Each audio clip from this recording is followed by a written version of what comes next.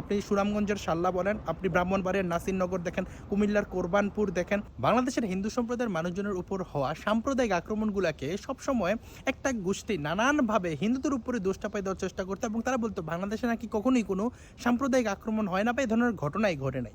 অনেক পেজ, অনেক অ্যাক্টিভিস্ট, অনেক সংগঠন এগুলো নিয়ে ভিডিও বানানো শুরু করলো।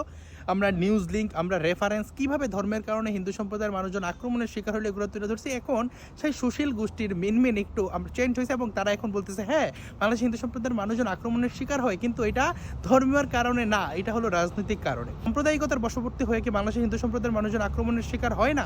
কয়েকদিন আগে তারাকান্দা নামের একটা জায়গায়, আমি নিউজ লিঙ্ক কমেন্ট বক্সে দিয়ে দিব, আমি পেজও আমার এটা ভিডিও আছে, সেখানে এক মহিলা বৃষ্টির আগে সেখানে হরে কৃষ্ণ মহামন্ত্র জপ করতে যাইতেছিল। তখন তার প্রতিবেশী মাঝারুল ইসলাম, তার এই নামটা শুনে ভালো লাগে না, সে ওই মহিলাকে গলা চিপা মাইরা ডোবায় ফালা ডাকছে। এটা আমি নিউজের কথা বলতেছি। এবং পুলিশ যখন তাকে গ্রেফতারের পরবর্তী সময় জিজ্ঞেস করছে, সে বলে সে ক্ষুব্ধ। এই মাঝারুল মনে করছে ওই মহিলা সার তার আব্বা, এজন্য হচ্ছে তাকে মাইরা ফেলছে। মানে হিন্দুদের জীবনটা কতটা মানে মূল্যহীন। তার ধর্ম অনুযায়ী, মাঝারুলের ধর্ম অনুযায়ী এই নাম নাই, ভাই তার সহ্য নাই হতে পারে, কিন্তু সে কি মেরে ফেলবো? এমন অনেক কিছু অনেকজনের সহ্য নাই, কারণ কি সে তাকে মেরে ফেলতে পারে?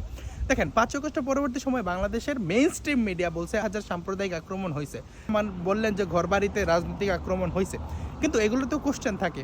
কিন্তু দেখেন, এই যে মন্দিরে আক্রমণ হয়েছে, মন্দিরের প্রতিমার উপর আক্রমণ হয়েছে, মন্দির ভাঙচুর হয়েছে, এই যে মন্দিরগুলো ভাঙচুর হয়, এখানে কি আছে যেটা আওয়ামী লীগের মন্দির, এটা বিএনপির মন্দির, এটা আওয়ামী লীগের প্রতিমা, এটা বিএনপির প্রতিমা?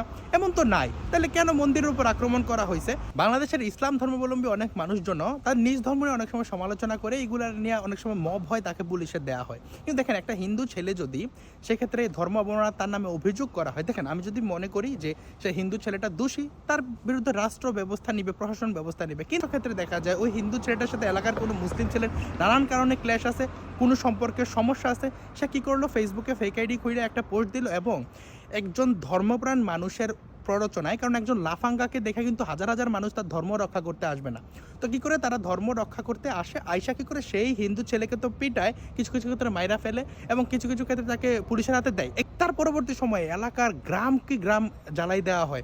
সারাদিন বলতেছে হিন্দুরা হলো কি মালাউন, হিন্দুরা হলো নাপাক, কিন্তু ধর্ম রক্ষা করতে আইসা হিন্দুদের বাড়িঘর লুট করা লাগতেছে। এটা কেমন? আপনি প্রত্যেকটা জায়গায়, আপনি সুনামগঞ্জের শাল্লা বলেন, আপনি ব্রাহ্মণবাড়িয়ার নাসিরনগর দেখেন, কুমিল্লার কোরবানপুর দেখেন, আপনি দিনাজপুরের পার্বতীপুর দেখেন, আপনি যশোরের অভয়নগর দেখেন, এবং শেষ পর্যন্ত রংপুরের গঙ্গাচড়া এবং হলো সিলেটের বাদারঘাট, প্রত্যেকটা ঘটনা সেখানে মন্দির ভাঙচুর করা হয়েছে, হিন্দুদের এলাকাকে এলাকা লুটপাট করা হয়েছে, অগ্নিসংযোগ করা হয়েছে। তাহলে এগুলা কেন? আর এটা দেখেন যে টিএমডি ক্যাম্পেইন চালানো হয়েছে, তো টোটাল মালাউনদের হিন্দুদেরকে গণহত্যা করার জন্য ক্যাম্পেইন চালানো হয়েছে। 2 দিনে 4 লাখ মানুষ হ্যাশট্যাগ দিছে। কি হয়েছে?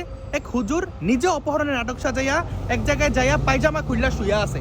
মানে এক হুজুর কেন পায়জামা খুললা উলঙ্গ হয়ে শুয়ে থাকলে দায়কে হিন্দুদের? সেজন্য হিন্দুদের উপর 4 লাখ মানুষ হিন্দুদের গণহত্যা করতে আগ্রহী, সেটা আমরা সোশ্যাল মিডিয়ায় দেখছি। তাহলে দেখেন, আপনি একদিকে বলবেন যে সাম্প্রদায়িক সম্প্রীতি, একদিকে চাইবেন যে অন্য কোনো দেশ হিন্দুদেরকে ইউজ না করুক, কোনো হেজিমনি চাইবেন না, অন্যদিকে আবার তাদের উপর হওয়া যে সাম্প্রদায়িক, মানে একজন হিন্দু তার ধর্ম পরিচয়ের কারণে নির্যাতন আক্রমণের শিকার হইতেছে, সে জিনিসটা অ্যাড্রেস করবেন না। এখন আপনি যদি অ্যাড্রেস না করেন, সেটার আপনি প্রতিরোধ কিভাবে করবেন? তার মানে কি আপনি এই ঘটনাগুলোতে খুবই মজা পান, মিডিয়ার সামনে বলেন আমরা সবাই ভাই ভাই আমরা থাকতে চাই, পেছনে যায় তার সাম্প্রদায়িক গালি দেন।